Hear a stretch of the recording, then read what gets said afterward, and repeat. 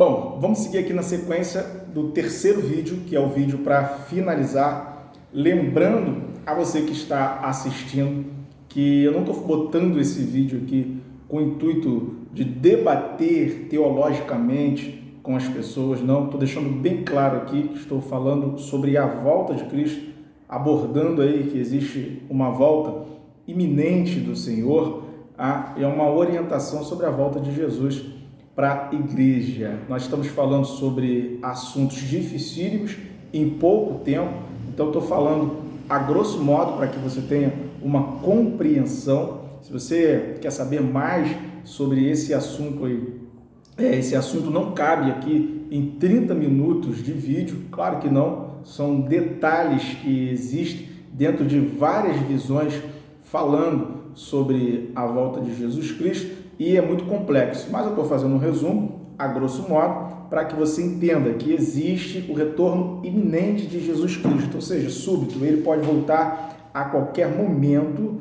e dentro desse retorno aí, a nossa fé, a nossa crença, a nossa visão teológica é que ele busca a sua igreja, a igreja dele. Então, todo aquele que está salvo, está na aliança do sacrifício de Jesus, ele vai ser buscado aí, resgatado nesse retorno de Cristo. E a Bíblia diz o quê? Que os mortos ressuscitarão primeiro e um corpo incorruptível, ou seja, nessa busca de Cristo, nessa volta de Cristo, ele volta para poder buscar não só os que estão vivos, mas primeiramente aqueles que estão mortos, recebendo aí um corpo glorificado. E na sequência, os que estão vivos também serão arrebatados nos ares para encontrar com o Senhor nos céus, nas nuvens, e ali a igreja será arrebatada, ou seja, o arrebatamento da igreja. Como eu bem expliquei, a igreja fica na boda, as bodas do Cordeiro, a igreja fica aqui assegurada com o corpo glorificado, só para você entenda isso. E nesse período, é um período de 7 anos aqui sobre a face da terra. O que vai acontecer? Você imagina aí o que vai acontecer quando a igreja for retirada da terra.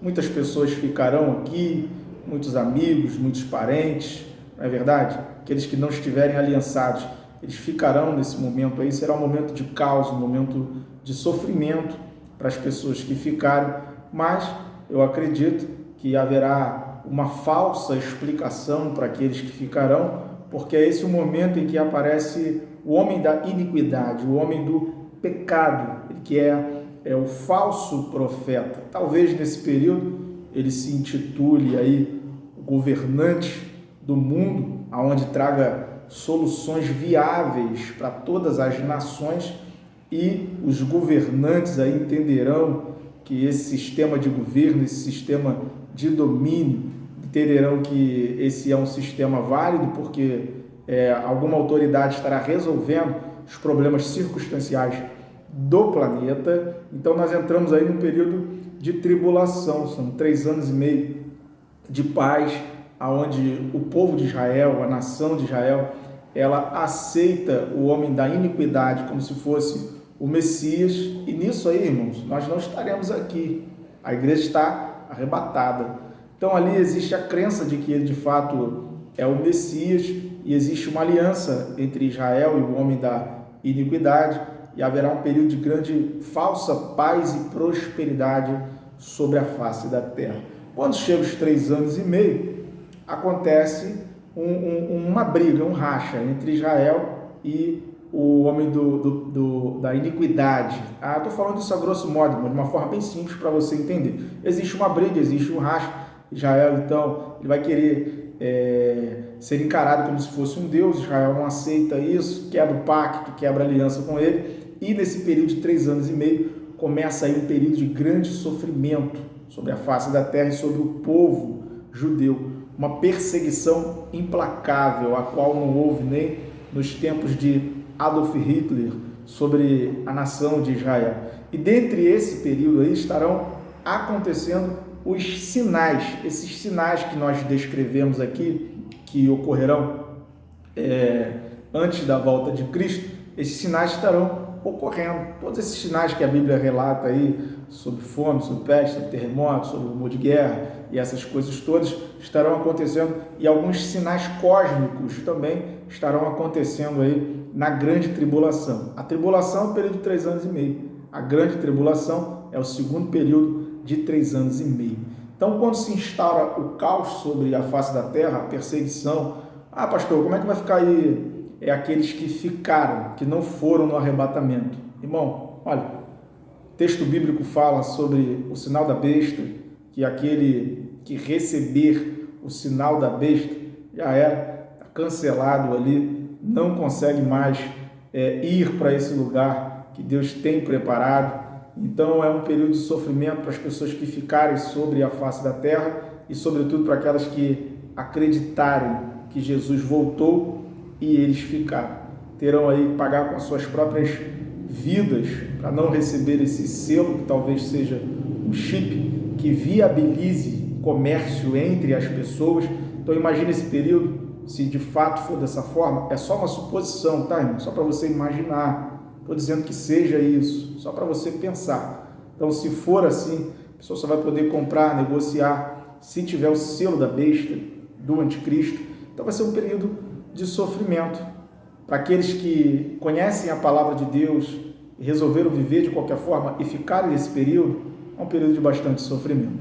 Agora, quando chega a grande tribulação, essa segunda metade de 7 anos, o povo judeu é perseguido. E ali eles percebem que o Messias, que ele já retornou. Ali eles percebem que eles cometeram um erro, um engano, e eles clamam pela volta do Messias. Ou seja, começa a haver a conversão dos judeus. Eles percebem que Cristo voltou, que eles ficaram, eles clamam pela volta do Messias, porque eles estão sendo perseguidos e serão destruídos pelo poder do anticristo, e aonde Cristo agora se cumpre o período de 7 anos com a sua igreja, e ele retorna aonde todo olho o verá. Então, esse segundo retorno aqui, essa segunda vinda, a primeira só a igreja percebeu, esse segundo aqui agora, esse segundo retorno, todo mundo está percebendo, porque Israel está sitiado para ser destruído. Aí o Senhor retorna, ele acaba com aquela confusão, se instaura o milênio, onde o Senhor vem de forma corpórea para poder reinar durante o milênio sobre a face da terra. Nesse período aqui, a besta, o falso profeta, eles perdem o seu poder.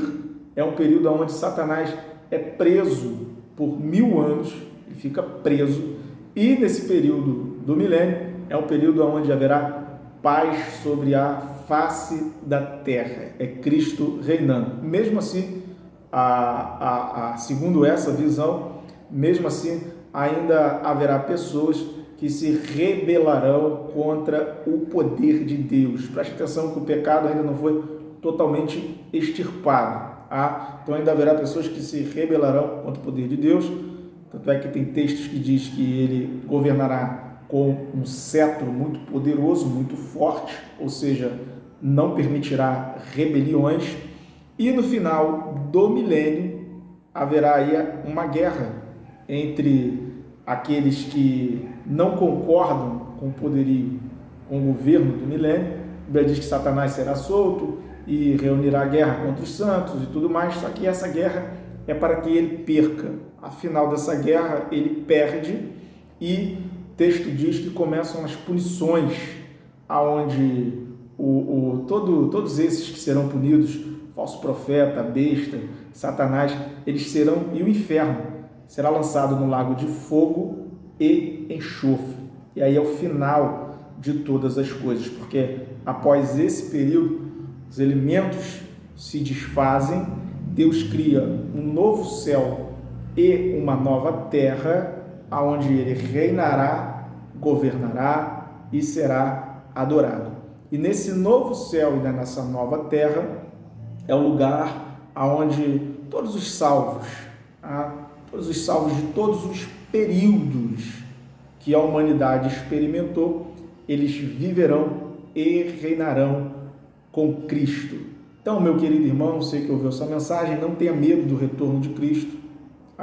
Se você está aliançado no sacrifício do Cordeiro, fique tranquilo, porque é um momento de bênçãos para as nossas vidas. Eu encerro por aqui, lembrando a você, tá bom? Lembrando a você que existem várias outras visões. Isso não é um vídeo para que haja discussão, é um vídeo onde eu estou informando, relatando sobre esse ponto de vista. Todos os pontos de vista, eles têm furo? Todos eles têm.